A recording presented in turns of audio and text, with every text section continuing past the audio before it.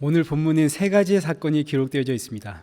첫 번째 사건은 사도들을 통해서 표적과 기사가 많이 일어났는데 얼마나 많은 표적과 기사가 일어났는지 베드로가 지나갈 때에 베드로의 그림자라도 덮이기를 바랄 만큼 표적과 기사가 많이 일어났습니다. 이게 첫 번째 사건이고, 두 번째 사건은 표적과 기사가 많이 일어나니까 수많은 사람들이 사도들을 따르게 되었고, 그 결과 대제사장과 사두개인들, 이제 쉽게 산헤드린 공회입니다. 산헤드린 공회가 자기들을 따라야 하는 백성들이 사도들을 따르니까 시기와 질투가 일어나서 이 사도들을 잡아다가 옥에 가둬버렸습니다. 근데 그날 밤에 천사가 옥문을 활짝 열고 사도들에게 너희는 성전에 가서 복음을 전해라, 이 생명의 말씀을 전해라. 그래서 사도들이 옥에서 나와 성전에 들어가서 거기서 이 생명의 말씀 복음을 가르치더라. 이게 두 번째 사건. 그리고 마지막 세 번째 사건은 산헤드린 공회가 아침에 재판하려고 보니까 사도들이 전부 다 사라졌습니다. 성전에서 복음 증거하고 있답니다. 그래서 가서 다시 그들을 잡아와서 이 산헤드린 공회 재판 현장에서 이들을 죽이려고 했지만, 그때 존경받는 공회원 가말리엘이라고 하는 사람이 일어나서 하는 말이, 이 사람의 행위가 사람에게서 나왔으면 저절로 사라질 것이고 하나님으로부터 나왔다면 우리가 하나님을 대적할까 두렵다. 산헤드린 공회가 이 말을 옳게 여기고 사도들을 채찍질하고 놓아주는 사건이 이제 세 번째 사건입니다. 이렇게 사도들이 채찍에 맞고 돌아가면서 오히려 사도들은 우리가 채찍에 맞았다는 사실에 기뻐하고 돌아가서는 더욱더 예수는 그리스도라 가르치기와 전하기를 쉬지 않더라. 이게 오늘 우리가 살펴볼 본문의 내용입니다. 이 세 가지의 사건들은 전부 다 하나님은 전능하시다라는 주제로 묶여져 있습니다. 수많은 표적과 기사가 일어난 것도 하나님은 전능하시다라는 표이고, 굳게 닫혀있는 감옥의 문이 활짝 열린 것도 하나님은 전능하시다라는 이야기입니다. 죽어야 하는 재판의 현장에서 이 제자들이 죽지 않고 살아난 것도 역시 하나님은 전능하시다. 그런데 하나님은 전능하신데 왜 사도들은 감옥에 갇혀야 됩니까? 지금 전능하신 하나님의 말씀에 순종하여 이 생명의 복음을 증거하고 있는데 사도들은 왜 채찍에 맞아야 한단 말입니까? 구약의 사도들과 성도들을 한번 보십시오. 하나님은 전능하신데 이 구약의 성도들은 강도를 당하고 40에 하나 감한매를 여러 번 맞고 헐벗고 굶주리고, 그러다가 결국엔 잡혀서 십자가에 달려 죽고 창에 찔려 죽고 껍질이 벗겨져서 죽고 짐승의 밥이 되어 죽습니다. 하나님이 전능하신데 왜 이런 일이 일어난단 말입니까? 그러니까 우리가 생각하는 하나님의 전능하심과 성경이 말하고 있는 하나님의 전능하심은 그 개념이 완전히 다르다는 이야기입니다. 우리가 상상하고 우리가 소원하는 하나님의 전능하심이란 전부 다 내 욕망을 채워주는 데 있어서 전능하신 하나님, 우리는 그 하나님의 전능하심을 원합니다.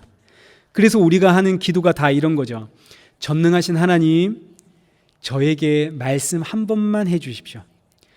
천지를 창조하신 그 말씀으로 제 삶에 한 번만 말씀해 주십시오. 그러면 저 됩니다. 하나님 제발 한 번만 저에게 말씀해 주십시오. 저도 예전엔 그렇게 기도했습니다. 하나님의 전능하심이라는 개념이 그 이해가 너무나 부족하니까 하나님의 전능하심을 내 욕망을 채우기 위한 도구로 사용할 수밖에 없더라. 그러나 성경에서 말하는 하나님의 전능하심은 우리가 생각하는 그런 전능하심이 아닙니다. 하나님은 전능하신데 하나님은 하나님의 자기 뜻을 이루심에 있어서 전능하십니다. 하나님은 자기 뜻을 이루심에 있어서 전능하시기에 하나님께서 천지를 창조해야겠다 뜻을 세우니까 천지가 창조되고 사람이 창조되죠. 그런데 이 하나님이 창조하신 창조 세계에 죄가 들어왔습니다. 물론 이것도 하나님이 뜻하셨기 때문에 죄가 들어온 겁니다. 전능하신 하나님의 뜻을 따라 이 세상에 죄가 들어오고 사람은 하나님의 뜻을 따라 죄인이 되었습니다. 사람이 죄인이 된 것도 하나님의 뜻을 따라 된 겁니다. 하나님 대체 왜 그렇게 하셨습니까? 라고 물으신다면 그 아들의 영광, 예수 그리스도를 위해서 하나님이 사람을 죄인 되게 하셨다, 이렇게 제가 답해 드리겠습니다. 여기에 대해서는 여러 번 말씀을 드렸습니다. 천지창조의 목적은 누구를 위해서? 예수님을 위해서. 우리 골로새서 1장 15절 보십시오. 그는 보이지 아니하는 하나님의 형상이시요, 예수님 이야기입니다. 예수는 보이지 아니하는 하나님의 형상이시요 모든 피조물보다 먼저 나신 이시니 만물이 그에게서 창조되되 하늘과 땅에서 보이는 것들과 보이지 않는 것들과 혹은 왕권들이나 주권들이나 통치자들이나 권세들이나 만물이 다 그로 말미암고 누구를 위하여 창조되고? 예수를 위하여 창조되고, 천하 만물이 예수님을 위해서 창조되었습니다. 이것이 만세와 만대로부터 감춰져 있었던 비밀입니다. 그래서 이어지는 26절 보십시오. 이 비밀은 만세와 만대로부터 감추어졌던 것인데 이제 그의 성도들에게 나타났고, 만세와 만대로부터 감춰져 있었던 창조의 비밀이 드디어 성도들에게 밝히 드러났는데 그 비밀이 뭡니까? 27절, 그 비밀은 너희 안에 계신 그리스도니 곧 영광의 소망이니라. 그러니까 만세와 만대로부터 감춰져 있던 천지창조의 비밀은 누구라고요? 예수 그리스도. 예수 그리스도의 영광을 위해 천지가 창조되었습니다. 성경이 이렇게 명확하게 이야기하고 있음에도 불구하고 오늘날 수많은 사람들이 여전히 천지는 하나님께서 사람을 위해 창조했다 주장을 합니다. 이게 바로 인본주의입니다. 사람을 너무나 귀하게 여기는 사람 중심 신학. 하나님께서 예수님을 위해 천지를 창조하셨습니다, 이런 이야기보다는 하나님께서 사람을 너무 사랑하셔서 천지를 창조하셨습니다, 이런 이야기가 훨씬 듣기에 좋습니다. 이런 이야기를 들으면 나라는 존재의 가치가 높아지고 세상에서 한없이 낮아진 나의 자존감도 높아지고 내 안에 치유가 일어나고 회복이 되어지고, 무엇보다 이런 이야기를 들으면 내가 주인공이 됩니다. 내가 히어로가 되죠. 하나님이 나를 너무 사랑하셔서 천지도 창조하시고 그 아들 예수 그리스도도 나를 위해 나를 살리려고 그 아들까지도 십자가에 내어주신, 난 이렇게 사랑받는 존재야. 그러니까 예수님조차도 나를 살리기 위한 도구로 전락해버리고 나는 그 예수보다 훨씬 귀한 존재가 되어지는, 내가 이 세상의 주인공이 되어지고 내가 히어로가 되어지고, 사람은 이런 이야기 듣고 싶어 합니다. 본성적으로 이런 이야기가 좋습니다. 그러나 분명히 아십시오. 만세와 만대로부터 감춰진 천지창조의 비밀이 풀렸는데 이 세상은 나를 위해서 창조된 세상이 아니라 예수님을 위해 창조된 세상입니다. 오늘 저와 여러분이 구원을 받습니다. 왜 구원을 받나요? 예수님이 죽으셨기 때문에 구원을 받습니다. 예수님이 십자가에 죽지 않으시면 이 땅에 구원은 없습니다. 뿐만 아니라 오늘 저와 여러분 안에 예수 그리스도가 없으면 우리는 하나님과 아무 상관이 없습니다. 나라는 존재는 하나님 앞에서 죄인에 지나지 않습니다. 나는 하나님의 심판을 받아 마땅한 죄인입니다. 이런 내가 구원받는 이유는 오직 하나, 누구 때문에? 예수님 때문에. 그럼 누가 주인공인가요? 내가 주인공인가요? 예수님이 주인공인가요? 예수님이 주인공이죠. 우리는 죄인에 지나지 않습니다. 하나님의 뜻을 따라 천지가 창조되었고 사람은 죄인이 되었습니다. 죄인은 반드시 하나님의 심판을 받습니다. 그럼 이제 한번 생각해 보십시오. 거룩하신 하나님은 죄인을 심판할 수밖에 없으니까 죄인을 심판하시는데, 이때 그 하나님의 심판 앞에선 죄인은 어떻게 반응해야 정상적일까요? 1번, 하나님 이 죄인을 용서해 주옵소서. 저의 소망은 하나님의 어린 양이신 어린 양 그 예수 그리스도 뿐입니다. 2번, 하나님이 심판하실 때 그 앞에서 하나님은 전능하시니까 나 한 번만 도와주십시오. 어떤 게 정상적인 반응입니까? 나는 죄인입니다. 나의 유일한 소망은 하나님의 어린 양 예수님뿐입니다. 이게 정상적인 죄인들의 모습이지. 하나님이 지금 죄인을 심판하시는데 죄인이 하나님을 향해 하나님은 전능하시니 나 한 번 도와주십시오. 말씀 한 번만 해주십시오. 이건 정상적인 반응이 아닙니다. 사람은 죄인 아닙니까? 그래서 하나님은 이 죄인들의 소리에 귀를 기울이지 않습니다. 하나님은 오직 자기 뜻에 있어서 전능하십니다. 성도는, 저와 여러분은 아무리 성령이 임하고 믿음이 임했어도 여전히 이 죄악의 본성을 가지고 있기 때문에 하나님께 기도할 때가 되면 우리는 늘 우리 뜻을 위해서 기도합니다. 우리는 늘 우리 뜻을 위해서 기도할 때, 이때 성도 안에 내주하시는 성령님이 말할 수 없는 탄식으로 하나님께 기도하죠. 하나님, 이 기도 듣지 마시고 아버지의 뜻대로 하소서. 이게 로마서 8장 26절의 말씀입니다. 보십시오. 이와 같이 성령도 우리의 연약함을 도우시나니 우리는 마땅히 뭘 모른다고요? 기도할 바를 알지 못하나. 우리는 기도할 바를 알지 못하기 때문에 하나님께 늘 내 뜻만 구합니다. 하나님, 말씀만 해주십시오. 한 번만 말씀해 주십시오. 그런데 이때 26절 보십시오. 우리는 마땅히 기도할 바를 알지 못하나 오직 성령이 말할 수 없는 탄식으로 우리를 대신해 친히 간구하시느니라. 성령이 대신 기도하십니다. 하나님, 이 기도 듣지 마시고 아버지의 뜻대로 하십시오. 그래서 하나님은 하나님의 그 전능하신 자기 뜻을 따라 전능하심을 행하시지, 성도의 기도를 듣고 그 전능하심을 행하시는 분이 절대로 아닙니다. 우리가 기도하면 하나님이 역사하신다, 기도하면 우리의 기도가 하늘의 보좌를 흔든다, 이건 전부 다 거짓말입니다. 예수님이 가르쳐 주신 기도를 생각하십시오. 아버지의 뜻이 하늘에서 이루어진 것 같이 땅에서도 이루어지이다. 하나님은 여기에 전능하십니다. 자기 뜻이 하늘에서 이루어진 것처럼 그 뜻이 땅에서도 이루어지는 일에 있어서 하나님은 전능하십니다. 그럼 목사님, 예수님께서 오늘날 우리에게 일용할 양식을 주옵시고 이렇게 기도하라 그랬는데 그건 뭡니까? 예, 성도가 먹어야 하는 일용할 양식은 예수님의 살이요 예수님의 피입니다. 일용할 양식을 우리가 지금 생각하는 먹을 것, 입을 것, 마실 것이라 생각하지 마십시오. 마태복음 6장 31절, 무엇을 먹을까, 무엇을 마실까, 무엇을 입을까 염려하지 마라. 이건 전부 누가 구하는 것이라고요? 이건 다 이방인들이 구하는 겁니다. 물론 우리는 너무너무 연약해서 무엇을 먹을까, 마실까, 입을까 그 기도해야 됩니다. 아프면 아픈 것 때문에 고쳐주옵소서 기도해야 됩니다. 괜찮습니다. 그렇게 기도하셔야 됩니다. 그러나 이 기도가 응답되는 것은 아닙니다. 왜냐하면 나 대신 지금 누가 기도하고 계시나요? 성령이 말할 수 없는 탄식으로 나 대신 기도하시고, 그래서 하나님 아버지, 이 기도 듣지 마시고 아버지의 뜻을 이루십시오. 이 기도 듣지 마시고 이렇게 기도하고 있는 이 자녀에게 성령의 충만함, 믿음의 충만함 넣어 주십시오 라고 성령님이 대신 기도를 하십니다. 자, 이제 여기까지 정리해 보겠습니다.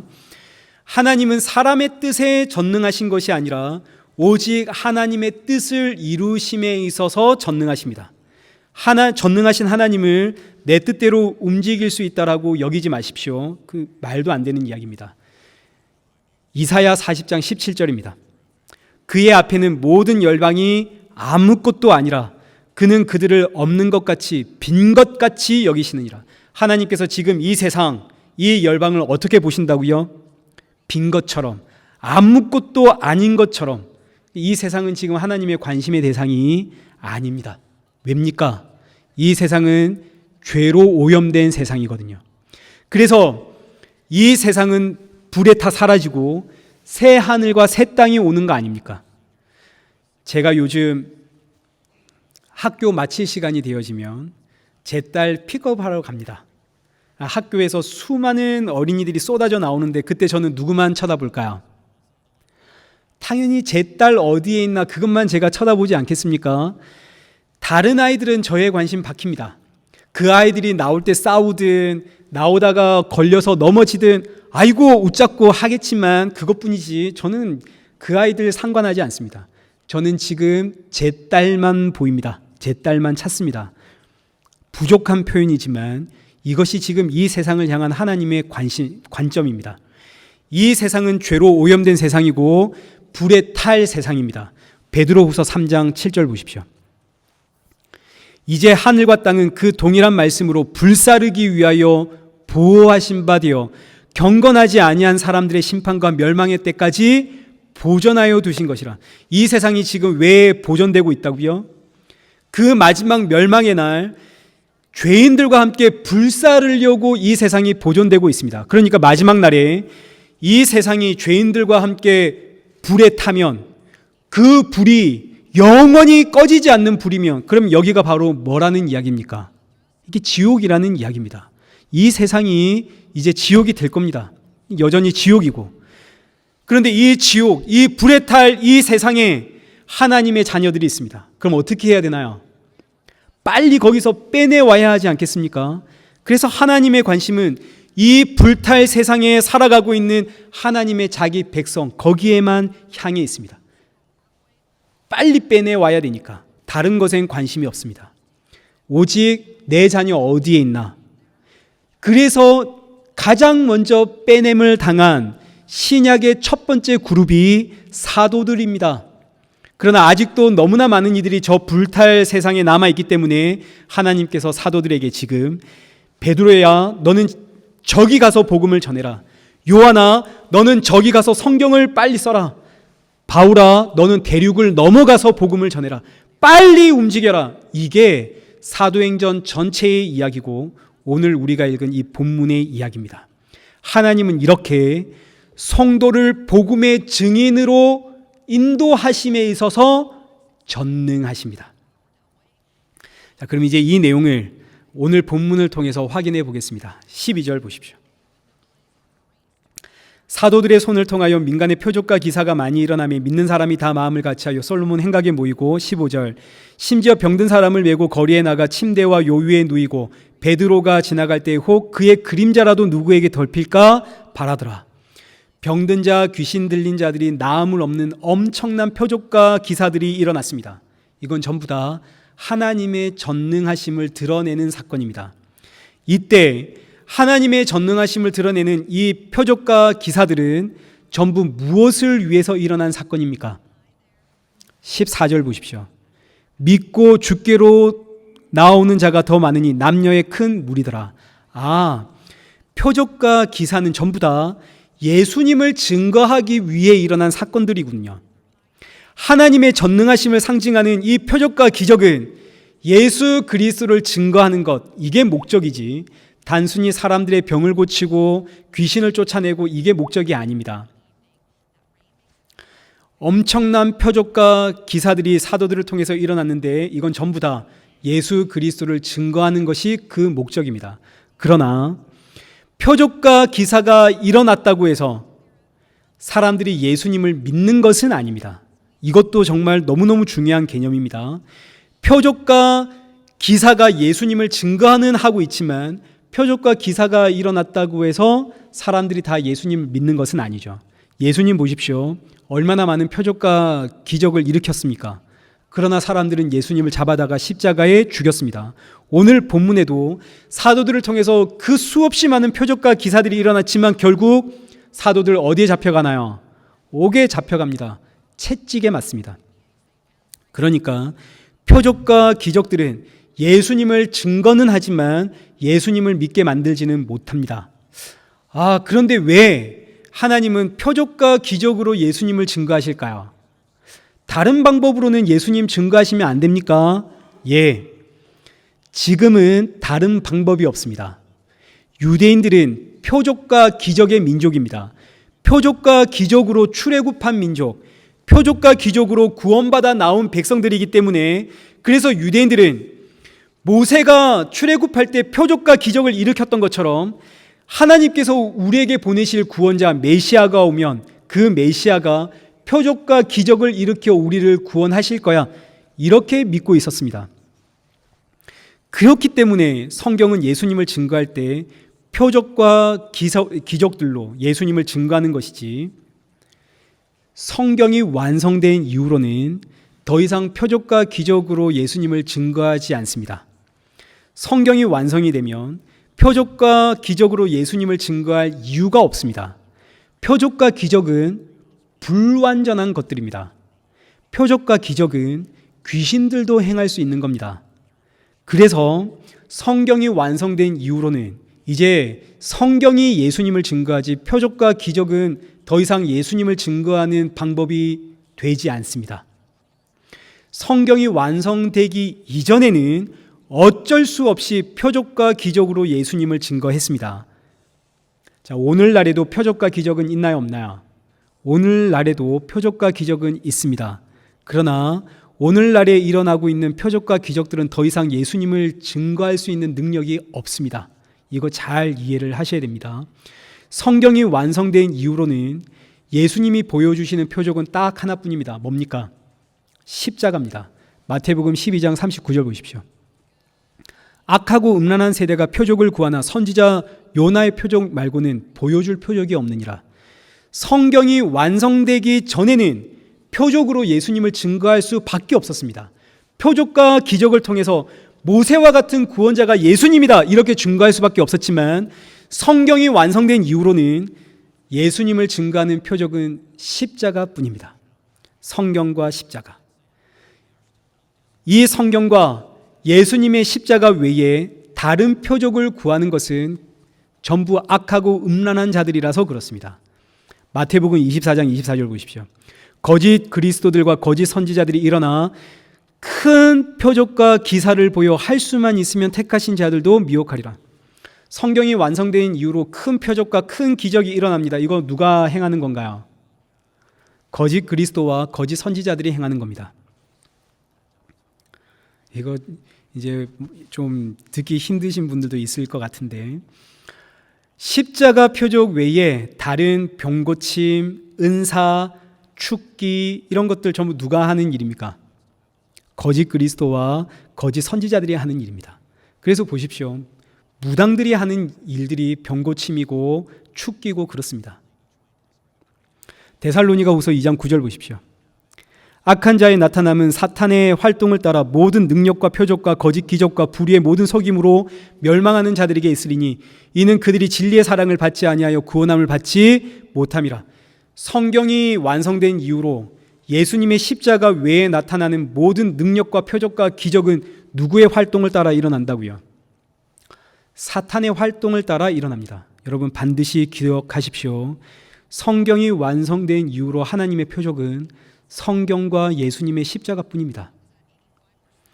지금 이 사도들의 시대는 과도기의 시대이기 때문에, 성경이 아직 완성되지 않은 시대이기 때문에 예수님이 출애굽의 모세처럼 우리를 구원하실 구원자다 하는 것을 표적과 기사로 증거할 수밖에 없었습니다. 그러나 성경이 기록된 이후로는 더 이상 표적과 기사는 예수님을 증거하는 방법이 되지 않습니다. 이제는 성경의 말씀으로만 예수님이 증거되어지고 교회가 인정하는 표적은 딱 하나, 예수님의 십자가뿐입니다. 목사님, 저 오지 선교지에 가면 지금도 초대 교회와 같은 기적들이 일어나고 있습니다. 예, 그 표적과 기적들은 사탄도 얼마든지 행할 수 있는 기적들입니다. 저 선교지에서 초대 교회처럼 기적과 표적이 일어났다 그러면 오 대단하다 하겠지만, 오 하는 그 순간 예수님 십자가 사라지고 표적과 기적 그것만 딱 남습니다. 이건 제가 직접 체험해 보았기 때문에 분명하게 말씀드릴 수 있습니다. 표적을 경험하고 기적을 체험하고 기도의 응답을 받으면 반드시 그게 남지 예수님은 보이지도 않습니다. 우와 신기하다, 하나님 전능하시다, 이런 건 남는데 예수님의 십자가는 남지 않습니다.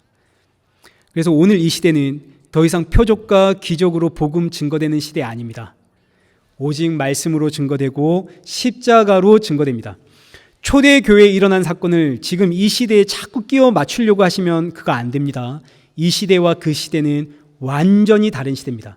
그 시대는 성경이 완성되기 전이고 지금은 성경이 완성된 이후의 시대입니다.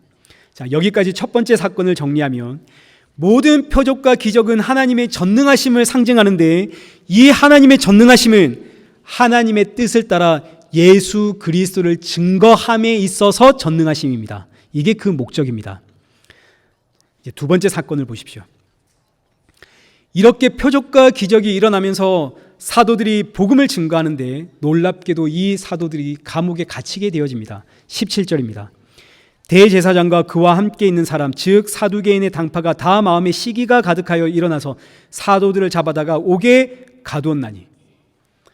전능하신 하나님의 말씀을 붙잡고 그 생명의 말씀을 증거하는 사도들, 감옥에 갇히면 안 되는 거 아닙니까?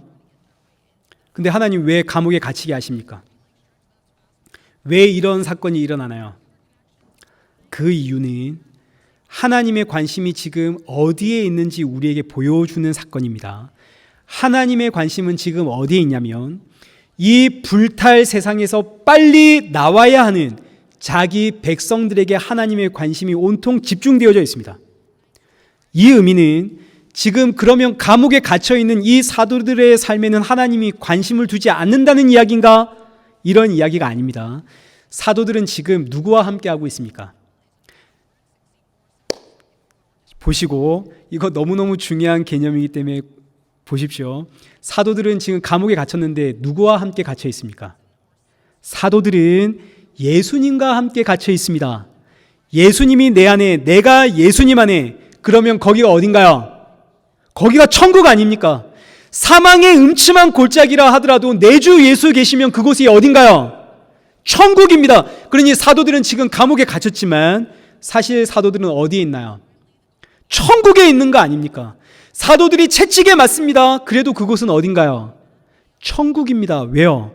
예수님이 내 안에, 내가 예수님 안에. 그러니 사도들은 지금 예수님과 함께하고 있는 천국에 있기 때문에 사도들은 이미 하나님으로부터 다 받았습니다. 사도들은 하나님이 사도들에게 필요한 모든 것 다 주었습니다. 그게 뭔가요? 예수님이죠. 사도들은 더 이상 부족한 게 있나요? 없나요? 사도들은 더 이상 부족한 게 없습니다. 다 받았습니다. 그래서 하나님의 눈은 모든 것을 다 준 이 사도들이 아니라 지금 불탈 세상에서 빨리 나와야 하는 그 하나님의 백성들에게 있습니다. 하나님은 이 문제에 있어서 자기 백성들을 빨리 구원해내는 이 문제에 있어서 하나님은 전능하시다는 이야기입니다. 그래서 본문 19절 보십시오. 하나님께서 천사를 보내서 옥문을 활짝 열고 감옥에 갇힌 이 사도들에게 하시는 말씀이 성전에 들어가서 이 생명의 말씀을 백성들에게 전해라. 자, 보십시오. 복음을 증거하다가 감옥에 잡혔습니다. 내일이면 재판을 받고 죽을 겁니다. 그러면 하나님이 감옥의 문을 열어줬으면 자 이제 도망가라, 멀리 떠나가라, 이래야 정상 아닙니까? 근데 하나님께서 사도들의 입장은 전혀 생각 안 해주고 성전에 가서 복음 전해라 그럽니다. 아니, 성전에 가서 복음 전하면 다시 잡혀올 거 아닙니까? 다시 잡혀오면 이번에는 무슨 죄가 추가되나요? 탈옥죄가 추가됩니다. 그런데 하나님은 사도들의 입장 전혀 생각 안 하고 가라 하십니다. 하나님 정말 너무하신 거 아닙니까? 왜 사도들의 입장은 조금도 생각하지 않고 또 가라 그러시나요? 그 이유는 하나님께서 지금 사도들의 입장을 생각 안 하시는 게 아니라 사도들은 지금 누구와 함께하고 있습니까? 예수님과 함께하고 있습니다. 보이지 않는 하나님의 형상이신 예수님이 친히 그들과 함께하고 있습니다. 그러니 사도들은 이미 끝난 겁니다. 예수님이 내 안에, 내가 예수님 안에. 그러면 그곳은 그 어디나 천국. 사도들은 지금 어디에 살고 있습니까? 사도들은 지금 천국에 살고 있습니다. 육의 눈으로 보면 감옥에 갇혀 있지만 영의 눈으로 보면 지금 그곳이 어딘가요? 천국. 그러니 천국에서 모든 것을 다 가지고 살고 있는 이 성도들에게, 사도들에게 야, 너 가서 저기가 복음 전해라. 이거 너무한 건가요? 이건 너무한 게 아니죠.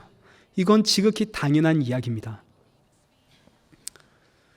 여러분들이 다 싫어할 줄 알았습니다. 그러니 보십시오. 사도들은 원래 죄인입니다. 죄인이 심판받는 건 당연한 겁니다. 그래서 사도들은 복음 증거하다가 감옥에 갇혔습니다. 그러나 원망하지 않습니다. 왜요? 나는 원래 이렇게 갇혀야 하는 죄인이거든요. 그런데 이 감옥에 누가 나와 함께하고 계십니까? 예수님이 나와 함께하고 계십니다. 나는 감옥에 갇혀서 죽어도 마땅한 인생인데 이런 나에게 예수님이 함께 하시고 이 감옥에 예수님이 보이더라. 아, 여기가 천국이구나. 이게 바로 성령 충만입니다. 성령이 충만하면 이 상황, 이 환경에서 누가 보인다? 예수님이 보이더라. 아, 여기가 천국이구나. 그래서 하나님께서 지금 이 천국에 살고 있는 백성들에게 자, 너 나가서 복음을 전해라. 문제 있나요, 없나요? 전혀 문제가 없죠. 그래서 사도들이 옥문을 나가 성전에서 그 옥문 바로 앞에서 복음을 증거하다가 다시 잡혀오지만 다시 잡혀와도 여기는 어디라고요? 천국. 주 예수와 동행하니 그 어디나 하늘나라. 여기까지 정리하면 감옥의 문이 열렸습니다. 하나님의 전능하심을 보여주는 사건입니다. 그런데 이 전능하심은 가서 생명의 말씀, 복음을 증거하라는 하나님의 그 뜻에 있어서 전능하심이지 사도들을 위한 전능하심은 아닙니다. 그럼 사도들은 뭡니까? 사도들은 이미 예수 그리스도와 함께하는 천국 백성입니다. 오늘 저와 여러분도 마찬가지. 하나님은 하나님의 뜻에 있어서 전능하십니다. 목사님, 그럼 우리는 뭡니까? 하나님은 우리를 더 이상 이제 신경 안 쓴다는 이야기인가요? 아니요. 우리는 이미 예수 그리스도와 함께하고 있습니다. 이걸 잊지 마십시오. 내 형편과 내 상황은 힘듭니다. 하나님, 나 이렇게 힘든 거 안 보이십니까? 답답해하며 기도하는데 그 순간 성령이 충만하면, 내 안에 믿음이 충만해지면 그때 보이는 거 하나. 아, 생명의 주요 온전케 하시는 예수 그리스도가 지금 내 안에, 내가 그 안에 있구나. 여기는 천국이구나. 이 상황과 환경은 지옥 같아도 나는 지금 예수와 동행하니 여기는 천국. 이게 성도의 성령의 충만함입니다. 하나님은 이 일에 있어서 전능하십니다. 자, 이제 마지막 세 번째입니다. 본문 27절과 28절 보십시오. 산헤드린 공회가 사도들을 잡아다가 하는 말이 우리가 이 이름으로, 예수의 이름으로 사람을 가르치지 말라 하지 않았느냐? 이때 베드로와 사도들이 하는 말이 29절, 사람보다 하나님께 순종하는 것이 마땅하다. 이 말을 들은 산헤드린 공회가 이 말을 들으니까 33절의 기록처럼 너무너무 화가 나서 사도들을 그 자리에서 죽이려고 했습니다. 그런데 이때 존경받는 율법 선생인 가말리엘이 일어나서 산헤드린 공회를 말립니다. 오늘 우리가 읽지는 않은 본문이지만 집에 가서 한번 읽어보십시오.